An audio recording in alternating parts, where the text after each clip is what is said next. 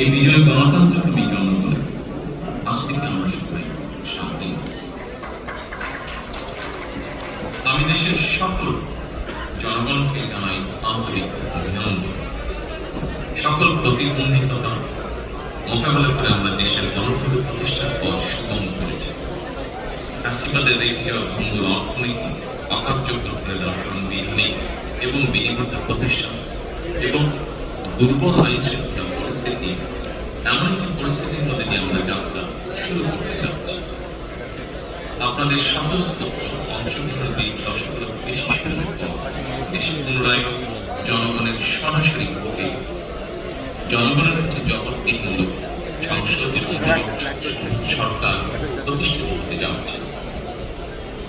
আর কোনো অপশক্তি যাতে দেশে ফাঁসিবাদ প্রয়োগ করতে না পারে, দেশকে দাবেদার রাষ্ট্র পরিণত করতে না পারে, এই জন্য আমরা সকলে ইনশাআল্লাহ ঐক্যবদ্ধ থাকবো এবং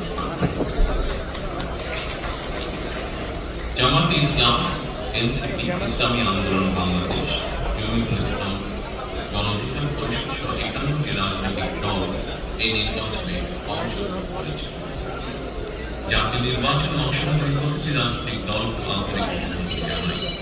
গণতান্ত্রিক রাষ্ট্র এবং রাজনীতিতে রাজনৈতিক দলগুলো মূলত গণতন্ত্রের পক্ষে। সরকার এবং বিরোধী দল যে